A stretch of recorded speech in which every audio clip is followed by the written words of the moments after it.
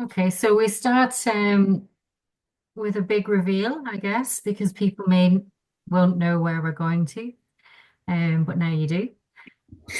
Um, this is where we're going to head to. We were there a few years ago. I wanted to go back to France this year to a different area actually, but it's still destroyed from flooding last year, so I can't go back and support that area this year, unfortunately. So, but this is a fantastic spot. I'm sure everybody's heard of Chamonix.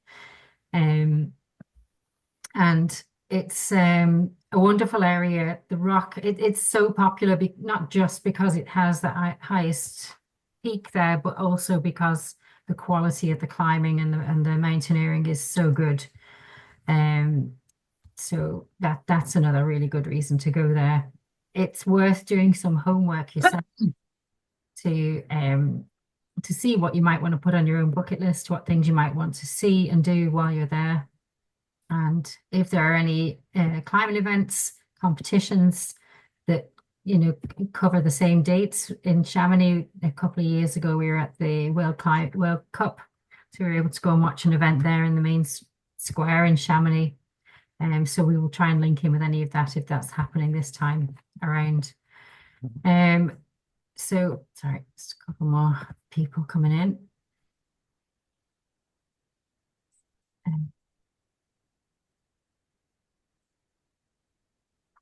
so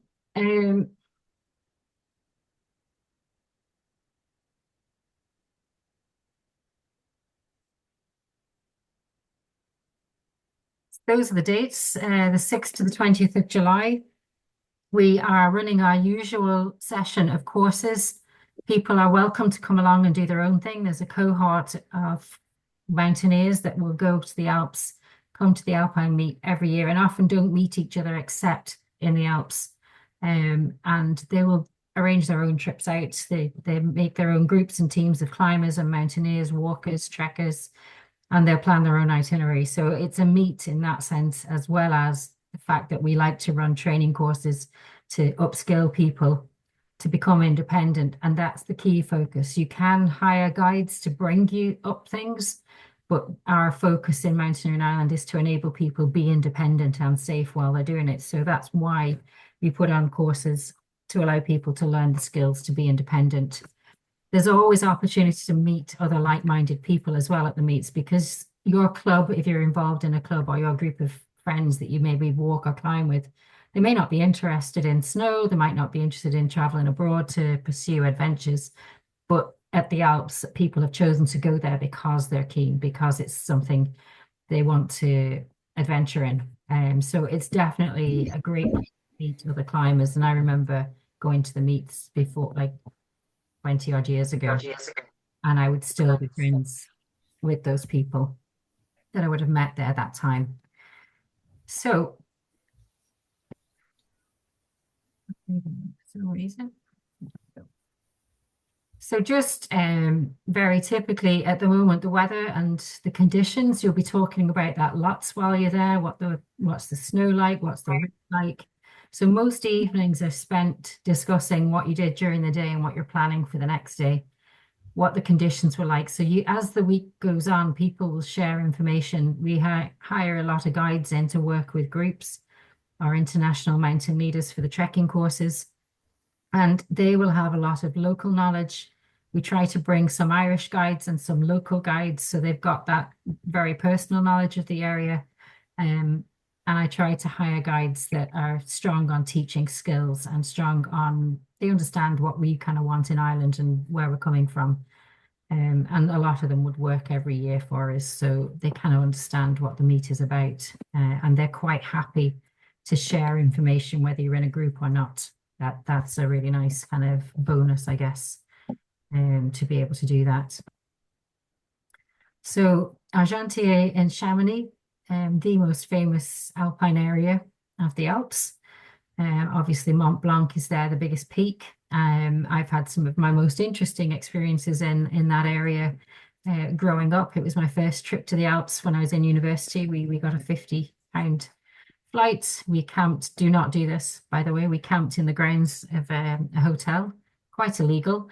We washed in in the bathrooms of toilets in the pubs, and we kept it very cheap. But that was when we were students. We didn't have a lot of, but that's, people do that. But we are I suppose responsible to behave properly now while we're in the Alps. And it's such a playground. It's accessible to all ages, all standards. Folk might feel that it's elite, or they may feel it's beneath them. We've got people like these shown in the picture now that are out trekking. They're in their shorts and t-shirts. So it might be a really nice day in Ireland, that you're out walking in the likes of Kerry or Connemara, but it's higher.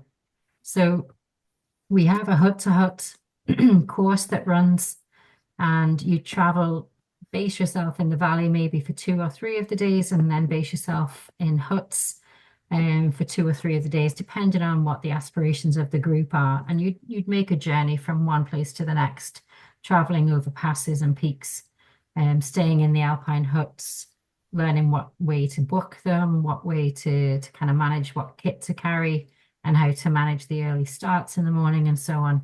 There's a lot of learning, regardless of what you're doing. There's an awful lot of learning to build on what experience you've got from working in the mountains in Ireland, or if you've been over to Scotland in winter, for example. There's a lot of skills to build into your mountaineering. So you'll see, again, the blue skies. Of course, we don't take photographs when it's really poor weather, typically. But you'll also see people with the hats and long sleeves, long trousers when they're up on the glaciers, and walkers here with crampons and axe and ropes, because whilst it may not be steep, there are holes to kind of cross over on the glaciers. So you need to stay roped together, even as a walker. So that's one aspect of the skills that you'd need to develop as a walker from Ireland or the UK over into alpine areas, where you're going to start needing ropes and harnesses and helmets at certain times. So this is the area. Are you able to see that? I can't see people's faces. No one's got their screen turned on. It's a, Yeah, got a reasonable view of it. you can, yeah, you get an idea. It's typically a 3D ski map with trails and tracks marked on there. And it can be, whilst it's not a map you might navigate by, it's quite a useful one to get a feel for the area. So Mont Blanc obviously taking center stage there as the highest, just shy of 5,000 meters. And lots of other peaks then beneath that in height and difficulty varies. You've got really lovely valley climbing on sport, and traditional climbing for those that prefer to lead their own way. You've also got lots of trekking routes and also lots of mountaineering routes. So there's just so much to choose from. You don't need to repeat things. This is a map with dots for climbing areas. So you'll see you've got plenty of choice. If you want to go there and not go up high at all, just bring your sport climbing gear and your trad gear and just visit the various areas to boulder or to sport climb. The blue dots there are showing up as bouldering, and the red dots as climbing. So there's plenty of grades as well. So beginners, we run a few short courses where people can learn how to maybe lead on sport, clipping bolts, or maybe just an introduction to rock climbing that they've never done before. Or you can do your own thing. So I think I've already preempted a lot of what's there, but it's basically for everybody. So I've been bringing my family for years now. They're a bit old now, and they've lost interest in going on holidays with their mum now. But it's accessible no matter what your aspirations are, and you bring the gear that you want to do with the activities that you want to. But in addition to the kind of the mountaineering side of things, there's also biking, mountain biking, road biking, canoeing, canyoning, rafting. There's places to visit, there's museums, mountaineering museums, there's plenty of tourist side of things to do as well on a rest day, and to just get an idea of what the area and the history of the area involves. This area is well serviced. It's a ski area, so it's well serviced with ski lifts, which are not cheap. But equally, you can choose to walk and stay at a hut and approach from that line and stay there, get up early in the morning and do a route. and then come down the following day. So do factor in and have a look at costs for huts and costs for lifts as part of your kind of your spending. The huts you may need to, if you're doing the hut to hut, you'll be chatting with your instructor beforehand to try and arrange to book ahead of the time. There's a lot more people in the mountains nowadays, and sometimes you might need to book that a bit earlier to ensure that you're going to get the places that you want to go to. As a member of Mountaineering Ireland, you can access a discount card for huts, and depending on where you're accessing your insurance, which you will also need for the trip, your travel and activity insurance, if there are two places that we recommend, the British Mountaineering Council, if you have an address in the north or in the UK, the rest of the UK, and the Austrian Alpine Club, if you have an address in the south. And the Austrian Alpine Club gives you discount in huts, so you don't need to purchase an extra. The British Mountaineering Council insurance doesn't, but you can purchase a reciprocal rights card. I think it's 40 or 50 euros. And you can buy that from the office, and that will give you a good discount in the huts. So if you're, for example, doing hut to hut and you're going to be staying in maybe three or four nights, then it will be worth getting that card, and you'll make your money back in the discounts. So just to kind of go in a little bit around the insurance, it's travel and activity insurance that you would need for this kind of trip. The BMC insurance, British Mountaineering Council insurance, includes travel and activity, where the Austrian Alpine is only the activity insurance. So you would need to get additional travel insurance. In terms of costs, it depending on what you're planning to do, with the British Mountaineering Council, they've got different levels. So if you're only climbing in the valleys, that would be Sun and Climb, I think it's called. If you're going up high to climb in the high peaks, then it would be Climb and Alp. I think you'll see it's quite obvious when you go into the website which package you would need, and is in around 120 £100 ish. The Austrian Alpine Club's around 68 euros ish, and includes the reciprocal rights, but it doesn't include travel insurance. So they will work out in and around the same, depending on which one you go for and which one you need. But if you have any questions, anyway, just give us a shout, and there's information in the information pack.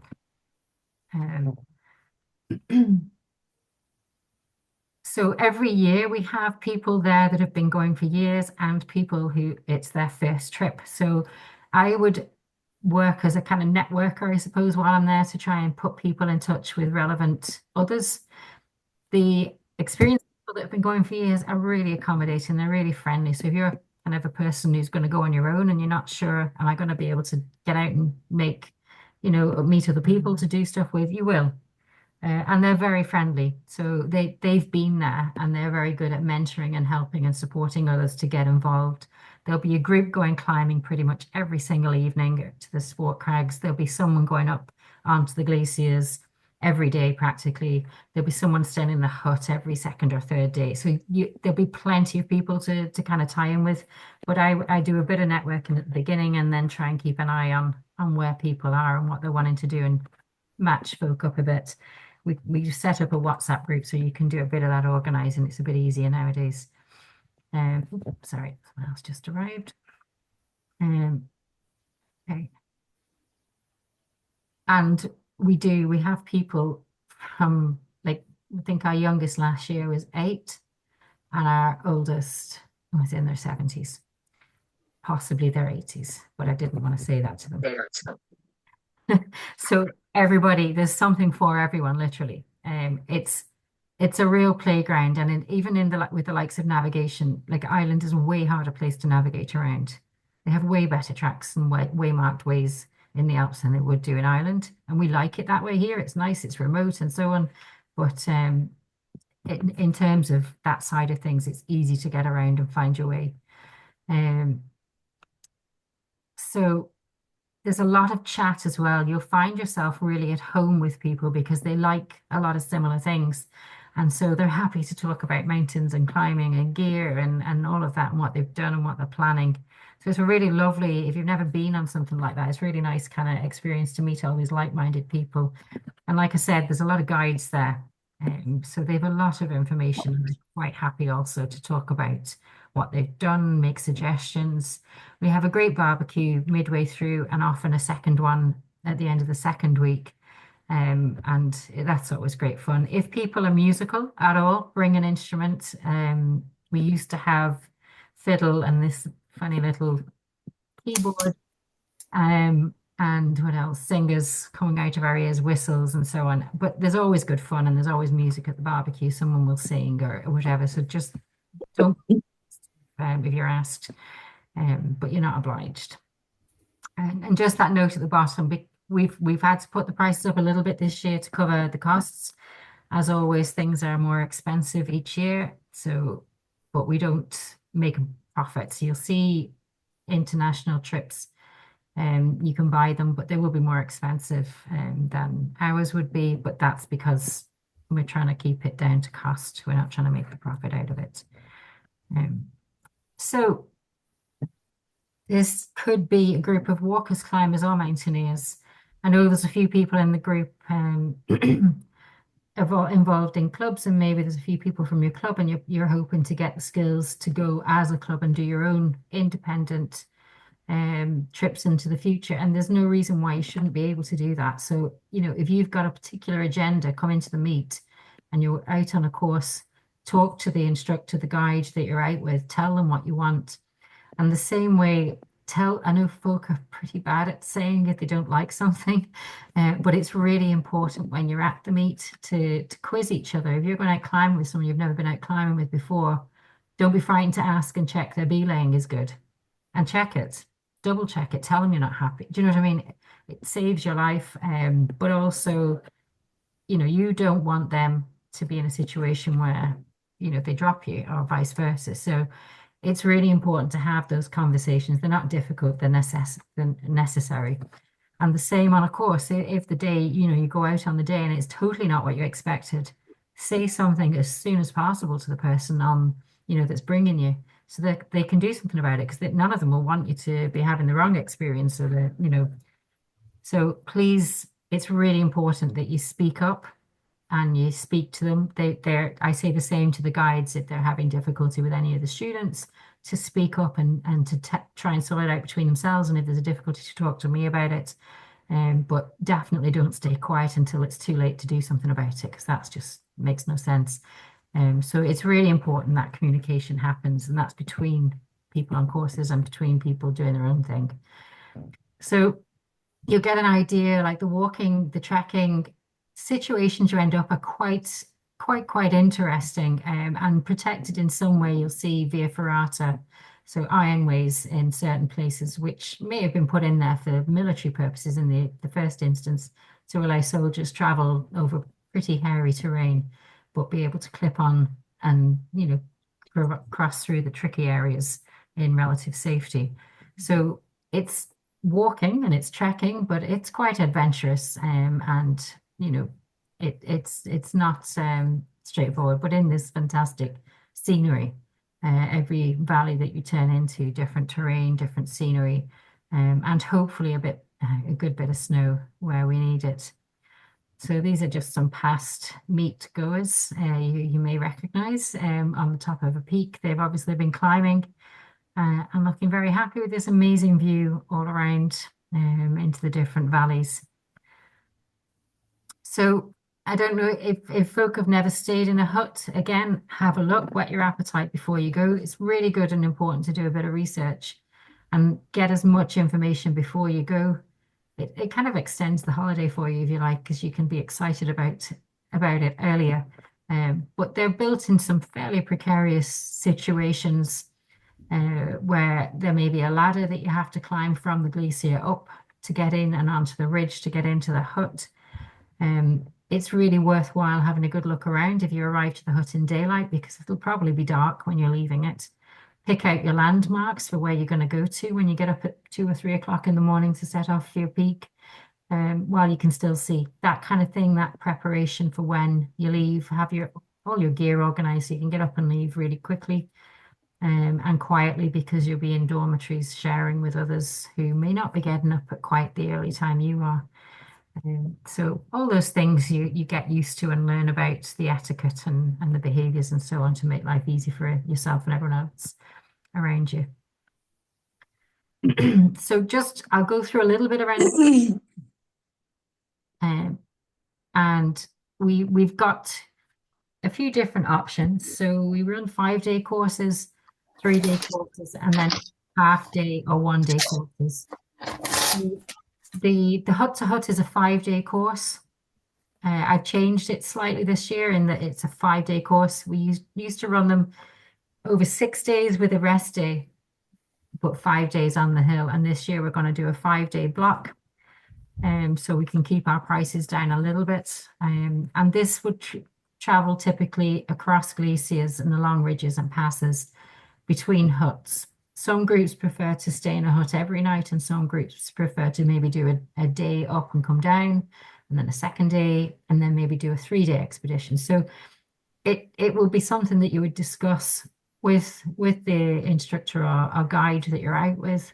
And as a group, you would make that decision. And obviously, conditions, weather, like last year, there was a hut that was closed because of rockfall and so on. So you have to be flexible and work around the conditions that are there, but to get the best option for your day.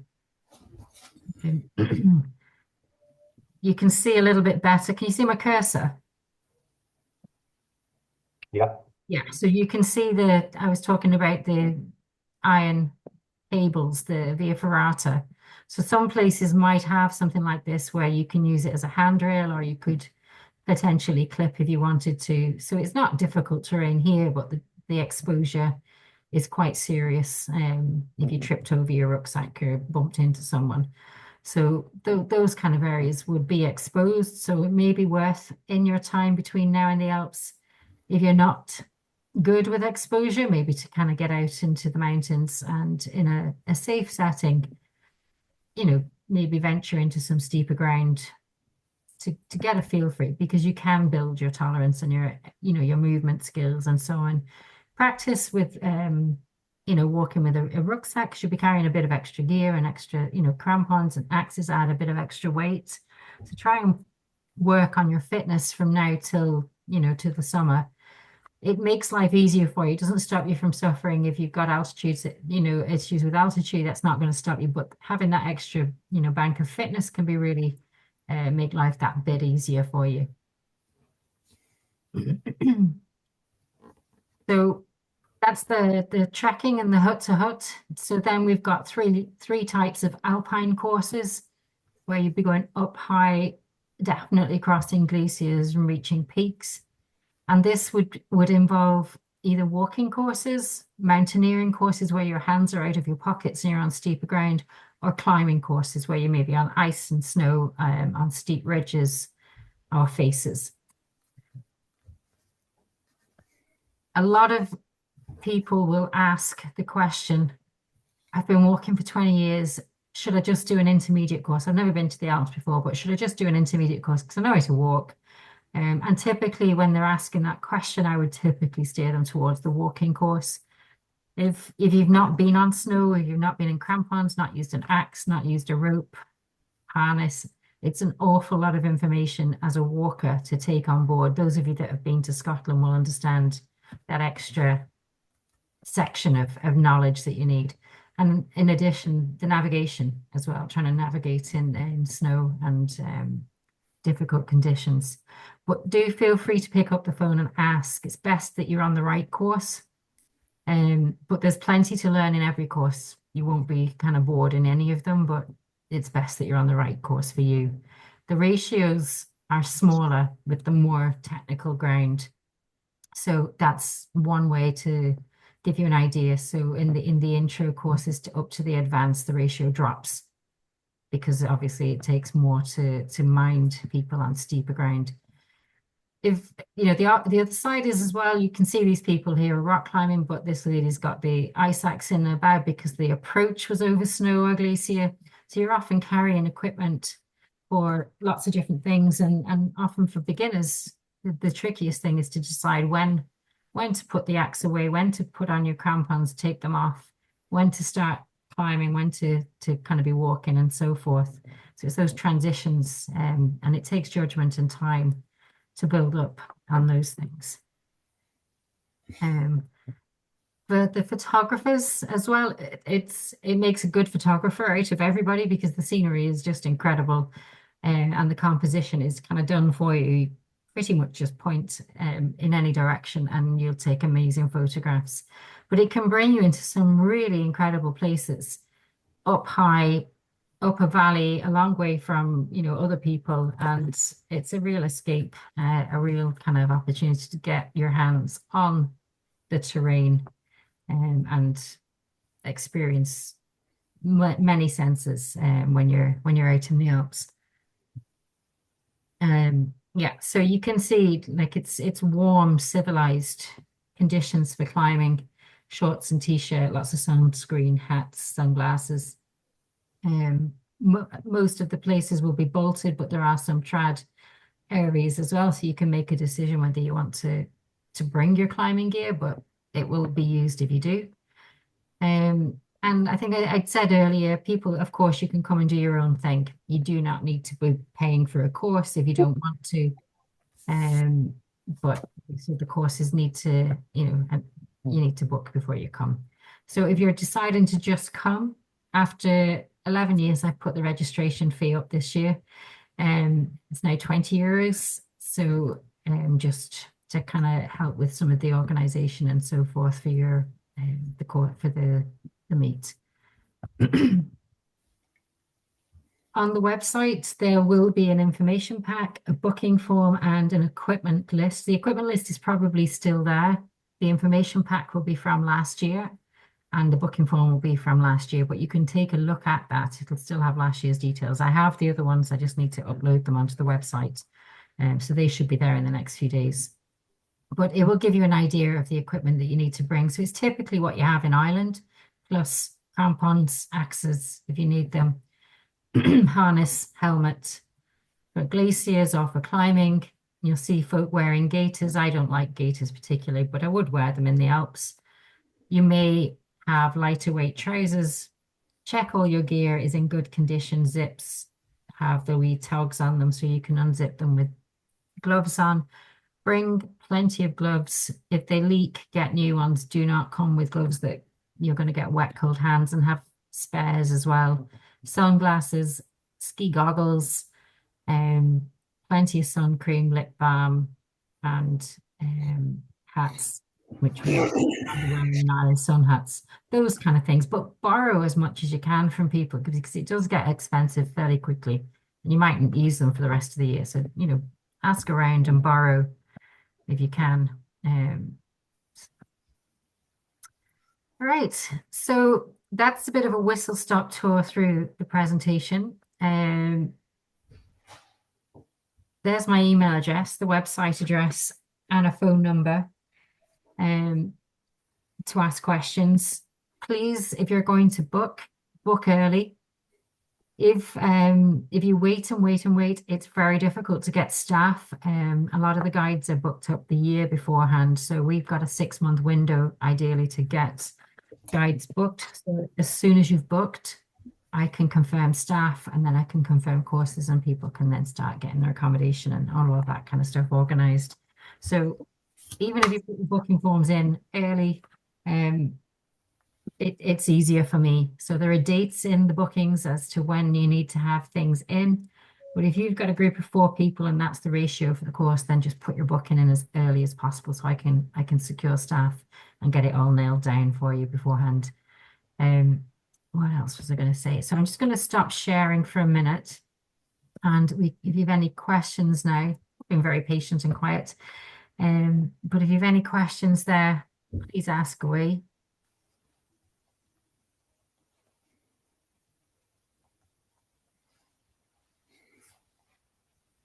Oh, good. Another one? Jane. Yes. Hi, Jane. Dave Toomey here. I was at Alpine last year. Hi, Dave. Sure you can hear me. Just say it was absolutely fantastic. I'd love the opportunity maybe to do the walking again. Will there be one or possibly two within those dates? So yeah, so with the courses for everybody, I put the same courses on in the first week as is in the second week. So we've 5 day courses running from the Sunday through to Thursday each week. And Yeah, for walking, for trekking, for the hut to hut, intro, intermediate, and advanced. If often people book the first week because then they may stay on afterwards. yeah, But there's no reason why you can't stay on, do the, book courses in the second week and stay on afterwards as well. I'll be gone, but do you know what I mean? People will come and go as suits them. So, but often the front is booked more than the second week because people want to come and then stay on a bit. But yeah, there's courses. So the day, just on accommodation there, I'd imagine it's fairly easy if you didn't want to camp, or is there options, hostels, hotels? yeah. So in the booking form in the information pack, there'll be the campsite that we base out of, Argentier Camping, I think it's called, is where we base ourselves. They do have some small huts, which will, that have maybe a double bed and then a kitchen, a basic kitchen, and some sheltered space to sit. Yeah, And then yeah, they're like it's Chamonix. So there's hotels. There's another campsite further into the valley. I try and pick the highest up the valley campsite because mostly people are going up. But there's good network of buses as well if you're out a bit. So yeah, there'll be all levels of accommodation. But I would definitely again I'd book ahead. It's a very popular area. So as soon as you know you're gonna go, then I'd get that lot nailed down. Yeah. yeah, thanks for that. Mhm. Jane, how's it going? Thanks very much for all that information. This would be my first meet, I suppose, if I was to go on this. So I was just kind of wondering, is there an option? I know you have your courses there, but is there an option to kind of take a few days to do a couple of different things? So maybe a couple of days walking and a bit of climbing, and maybe some alpine stuff as well. Yeah, like if you're wanting to do your own thing, absolutely you can Okay. do all of those things. Do you know what I mean? If you Yeah, feel yeah, yeah, careful, you can absolutely do it's a meet. I'm there and I organize and I point people in directions, but people can do exactly what they want to do. If you're yeah. wanting to maybe do courses to do that, then I guess be careful around fatigue and Hmm. being able, do you know what I mean? Because they Yeah, can, to be if you full on. Yeah, and if you've not been to the Alps before, you don't quite know how your body's going to perform at altitude. And even if you have, it may not be the same as the last time you were there. So just kind of factor that in. And very fit people as well doesn't necessarily mean that you're not going to have difficulty with high altitude. Do you know what I mean? So yeah, definitely. just I suppose to manage your expectations. Like sitting here, it's really easy to say, right, well, I'll do a hut to hut for a few days, then I'll go and do a walking course, and then I'll go a mountaineering course, and then I'll Yeah, finish the week after with a bit of climbing, and you'll be utterly wasted and not able to yeah, do yeah, that much. But like people like Dave was there, I'm sure there's probably other people that were there last year, just not had a chance to look around the names, but it's very rare they sit around doing nothing for more than one day of rest. So hmm, they go back out again in the evening. So it's yeah. a very active kind of environment. You get lots and lots of opportunity to do things. Yeah. Okay, great. Thank you. Jane, Kevin here. Thanks for the presentation. I'm a hill walker, been in the hill walking club for about 20 years, so I've no experience of this at all. So really it's obviously information and, get a feel for what this is like. Yeah. So previous people that wouldn't have had experience, what was the feedback like? If they went and done sort of, introduction courses or just, Yeah. did normal hiking, what was the sort of, has it worked out for them? Yeah. Or Like I think like we in relation to the hut to hut, I've not actually run many of those in the last 11 years, but we did last year. And it was very positive feedback. Some of them were like utterly buckled. It was too much at Mhm. times for them, and they may take a rest day in the middle of it. Um, like they just choose to do that. But in terms of the learning as well, they learned an awful lot. It's like a whole new world has opened out for them with skills. And yeah, I've not come across anyone that's found it to be anything other than, oh my God, that's amazing. I'm tired, and I've like there's a lot of stuff Yeah. on and so on, and challenging, which is, you kind of want that, I hope. Mhm. But yeah, they've I don't think anybody's gone away not having learnt a good lot, and having enjoyed what they've done. I'd Okay. say to Kevin there that, Kevin, you'd be, if you don't mind me saying, I'd say probably well able for it. I'd be in the same boat as you as regards walking last Yeah. year, first experience, and tough, but absolutely fantastic, and different, challenging, but What really. what do you find yourself doing, Dave? I mean, are you a hill walker predominantly, or do you do some advanced mountaineering or No, general Wicklow kind of hill walking, right? Wicklow Horns, that kind of thing, Yes, I'm the same. 3 hours to 7 hours. Now, some of the days were 7, 8 hours. They were long, Right. they were hard, Okay. but they were good. And if your fitness level is reasonably good, you'll be challenged, but able. Yeah. Okay. It's good to know. Yeah.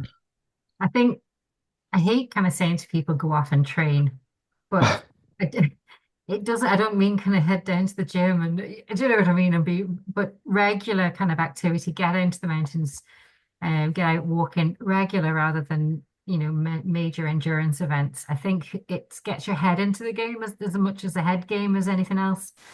If you're walking at altitude, you can't really be racing along. You need to be steady. You Yeah. have to kind of you have to pace yourself. It's not a good thing to be racing along. So that can be a good thing for you. But definitely I would, between now and then I'd plan to try and get out once or twice a month minimum, if you can, if time. To just give yourself the legs and the head for getting out regularly. And once you've done it, you know yourself, and you've done it a few times, you're really enthusiastic about it. Then you're working towards something. If you miss a few days, that's fine. But Mhm. definitely try to get some walking under your belt before you go, so you're not thinking. I see a question in the chat there. Sorry, I'm not sure how long it's been there now, but what time range does it take place in general? Do you mean like the day out? Who's asking that? Being Hello, yeah. I asked that question. I'm just talking in general about is it the same month all the time, or will it vary from year to year? Oh, the dates. Well, yeah, I mean, is it the same month all the time, Yes, or it's always will it in vary? July, to Okay, capture the school holidays, and it's just moved back to earlier in July. It's the 6th to the 19th this year, where last year it was nearly 2 weeks later. But as the years jump back a day with the calendar, every now and again it'll have a major jump back to bring it back towards the front end of July. So it's the 6th to the 19th this year. and if there was demand, like, would you consider doing it August, September, like, or is that out of the question? We don't. That's when we run it. I wouldn't Okay, okay. more than a week or two either side, to be honest. Is The it weather, just a the bad time weather, of year for you? the weather mightn't be suitable, is it? Pardon, sorry? The weather mightn't be suitable. Well, it, these days it can be wonderful anytime. It's really hard to know. But if that's a factor that's stopping you from going, you can only go in later in the year, give me a shout, because I can steer you in the direction of getting someone to organize Okay, something specific, if it's okay, or whatever. So don't let that stop you going. okay. Yeah, that's enough. So, Yeah. thank you. No worries. Jean, I'm just wondering, because I've done the hot route, and when you mentioned about the hot to hot and glaciers, are you going higher than you do on the hot route? It depends which route you took. I've skied the high route. It's We pretty, started in Chamonix yeah, and went to Zermatt. yeah, yeah. So I mean, it's pretty high. You should be doing similar kind of things. It, it's not going to be the high route, but yeah, Okay, so it's similar, yeah. yeah, yeah. Thank How you. did you Okay. find it? Was it a good Oh, I experience? loved it. Absolutely hard though, but I loved it. Yeah, Yeah. yeah. Was there a lot of snow? No, no. There was a lot of snow last year. We did it the year before, Yeah. and there wasn't snow. We had a clean run. Yeah. But I hear last year they had a fair bit of snow. Yeah. It's so it can, and this is like it can be so mixed from one year to the next, and from early in the season or late in the season or whatever. It can just vary so much. Yeah, yeah, yeah. So this, and it's a useful point actually for all of you. We obviously have to work with the conditions the same as we would in Ireland, and things might have to change because of the conditions, but they will always pick what's good for the group and the course to the best that they can. So sometimes things do have to change because of the conditions. Okay, so we're just 7:45. Are there any other questions? I feel like I've missed a major piece of information. Well, sorry. I was just wondering, would there be much opportunity to push sport climbing grades? Absolutely, most definitely. There's so much. You saw the number of crags there. So, if you're already lead climbing, there's so many crags there that you can work up over the time, and there will be a core of climbers that go every year. Deadly. Yeah. I actually just missed the first wee bit as well, and I didn't actually get to see what the location was. Oh, okay. It's Chamonix. Deadly. Cheers. Yeah, no worries. The information pack will be up in the next day or two. And you'll be able to see there's an old one from last year, so a lot of the information is similar. But the new venue one will be up in the next day or two. I pretty much finished the edits on it now, so should be there in the next day or two. And for a question for you, please, again, if you don't mind. Do we have access to the recording? Oh yes, sorry. Yeah, I'll put that out. I'll put the link onto the website if that's Okay, okay. thank you. Thank you. Yeah. So you can show it to others, or you can watch again. Okay, thank you.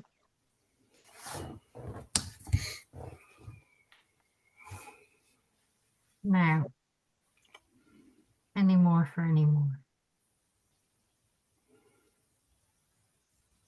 Nope.